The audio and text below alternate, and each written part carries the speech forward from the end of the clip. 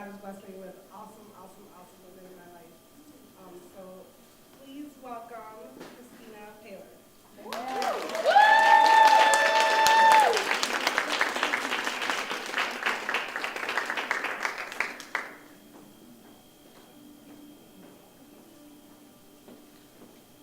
Hello. I know my sister told me not to say I'm nervous, but I am, so I might need my mom to come up here and That's okay. Mom, go ahead. Like she said, I'm Christina, 33-year-old mother first.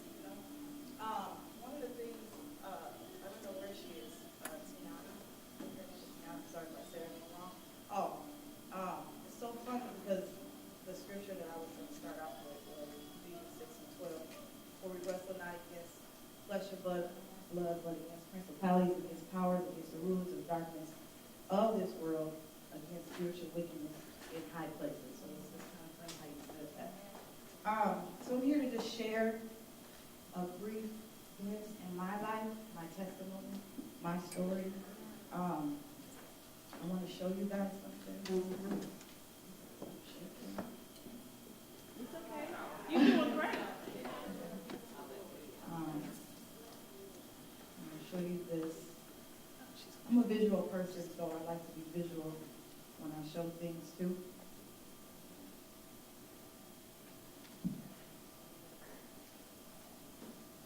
All right, so this is a picture of me when I was 6 years old. That is me, I was the cutest little girl ever. That is a very defined picture for me because that is the last time that I was innocent. So after that, I think a year later, or even within that year, my innocence was taken from me. It was by a babysitter, so I was molested at 6. And I never quite smiled like that again. And I was praying. Often I prayed over that picture for God to restore me back to that. Not just that little girl, but just that smile of before everything happened. So at 6 years old, I was molested by a babysitter. Shortly after that, I was molested again by one of my mother's boyfriend's son. So I'm just going to give you a timeline of events. So I was about, I don't remember how old I was about then, but a couple years later with that, I know we moved to Minnesota in '89. At that time, I struggled with who I am. Like it was who I am and healing that came within, but who I was, just going through life, trying to be that little girl, but never quite, because I wasn't a little girl anymore, And so with that, and being molested twice at a school age, and then I was, as I got older into my teen years, I had got married early. My husband, who was physically abusive. Prior to me getting married, I was also raped at 19 by one of my mother's ex-husbands. I had just had a baby, at that age. So with all this stuff, I'm just like literally losing my mind on the inside of trying to figure out who I was because all these different things kept happening to me. And so what I started to do was I started to embrace that pain in a negative way. And so I became very promiscuous. I slept around with anybody who would have me because I felt like that's all I had to give anyone was my body. I felt like if you're going to take it, I might as well just give it to you. There won't be no fight. I was raped before and ended up getting pregnant. And I tried to abort the baby, but I couldn't. I hid that pregnancy for a long time. I had moved in with my sister. I hid it because how am I going to raise a child that to me I felt didn't belong to me, So went through that, and I still deal with that. That's still tough for me. And then even prior to that, I had my first child, And I know I'm going back and forth, so I'm sorry if I'm all over the place. But I had my first child I got pregnant at 15, which I got pregnant on purpose. I sought out someone, and I said, you're going to give me a baby. Because I wanted someone to just have someone that would just love me unconditionally, you know? And so I got pregnant with my first child at 16. I was pregnant on my 16th birthday, and then being raped at that time and had my other daughter. So I graduated from high school with 2 kids and had to raise this child, you know? And she was the most beautiful baby you could ever see, and her name was amazing. And so I struggled with that, you know, as being a teen mom, and then going through being violated and being taken advantage of. I never quite understood why God kept waking me up in the morning. Like, I'm still here. I wake up like, breathing in. Like, why? Just to be hurt again. And just to like, it just always seemed like I just was put on this earth to suffer, you know, for whatever. I thought that, when I got older, I thought that, you know, maybe because something I did, or maybe I wasn't obedient to my mom, you know, or something happened that made God be like her. She can take it, so, you know, but, you know, it doesn't quite happen like that all the time. So going through just the different events, it always was something that went on in my life. Whether it was, you know, I was kidnapped and held on lockdown in the basement, you know, and I was cut. I mean, just like something always. I was forced into sex with my first husband right after I had my son, and I was pregnant within 2 weeks of coming home from the hospital. Had to get an abortion, you know, and then going through that stuff with him being just crazy, and dealing with just being raped by someone who I admired as a father.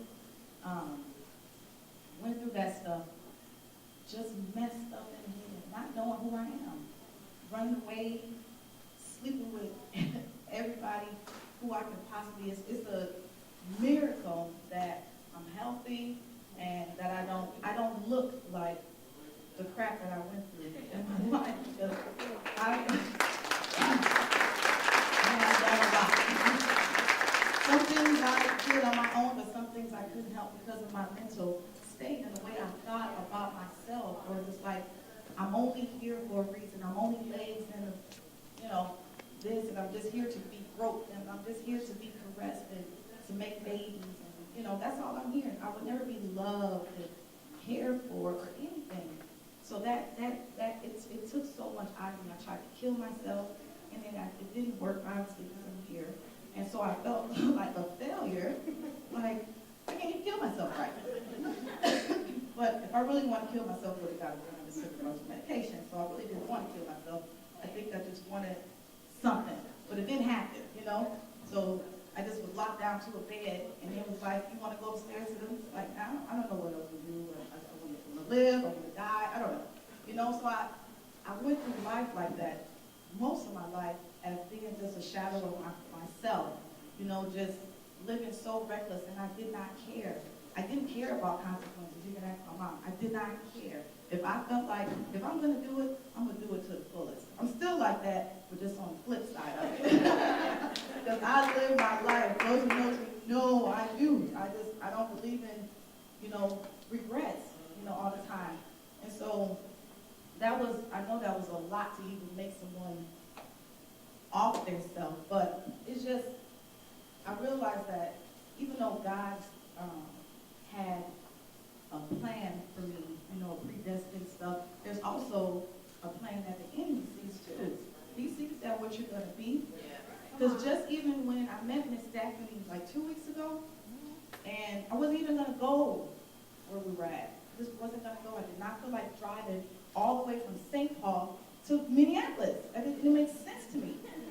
But my friends was doing something, I had to go. And she said that she wasn't going to be there. And it's funny how it was just us four. It wasn't nobody else. And I just had diarrhea at the mouth, and it was like blah, blah, blah, blah, blah, blah, blah. And then this is what I get to be up here. You know, so, but it's such a blessing because she, you know, this is my first time besides writing, I'm writing a book of my life called Forsaken But Not Forgotten. And that is the cover of my book.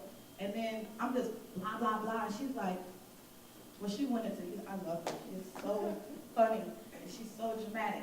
And so she was like, I want you to come do it. And I was like, no. But she had gave me a word, and it was the second time that I heard what she said. And actually, my mom said the same thing to me today. And then just even leading up to this day, I had gotten into a bad car accident that I could have died. You know, my husband left. You know, he's been gone for a week. And, you know, he's just texting me like, what are you doing? You know? And so it's just different things that just leading up to me just sharing my little brief moment, you know, in my life that the devil tried to take me out seriously. Just, we was going to get into fender bender when I was with my sister. I was with somebody else and was about to get into another accident. He did not want me to be here today, like at all.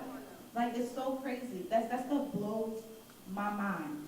So, blah, blah, blah. So all that stuff, you know, happened to me in my life, going through that stuff as a young mom, dealing with depression. I was diagnosed with major depression. I was diagnosed with bipolar. I was diagnosed with PSTD. You know, they had me on some medication, and I thought it was just the most wonderfulest thing in the world with this. Like, this is how you feel? Like, this is great.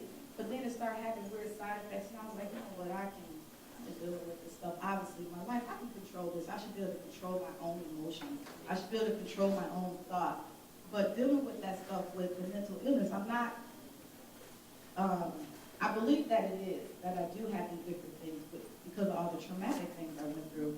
But I believe that it's a mindset, and that I can be okay dealing with different things in my life. I have raised 4 children. My oldest is getting ready to graduate and go to college, so I've been doing something, you know, right.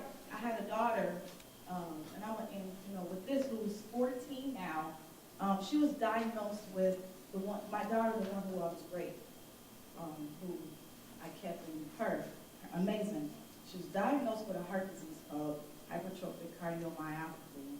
And what it is in a short story is that she would have many heart attacks every day. She was a dancer.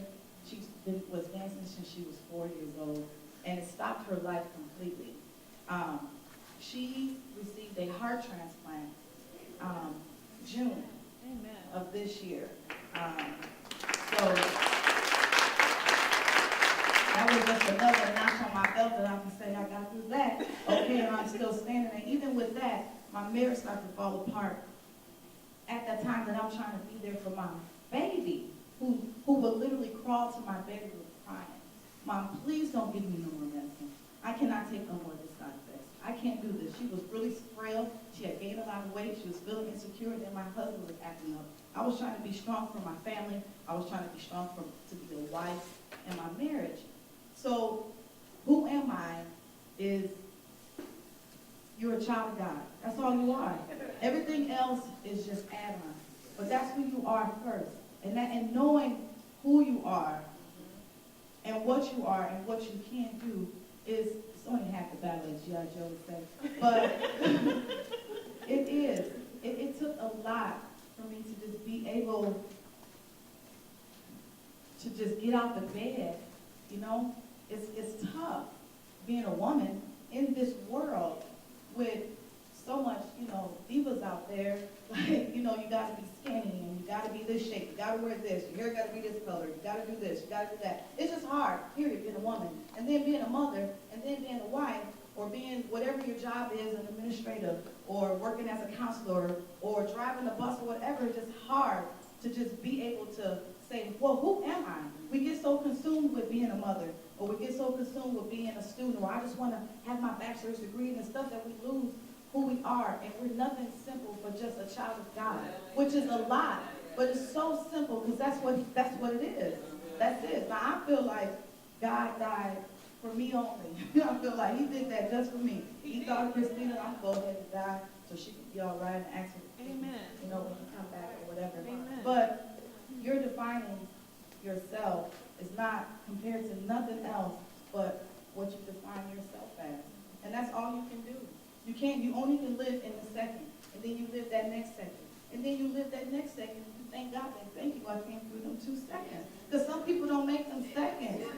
Living in that stuff, you don't. It's hard. But it is possible to do.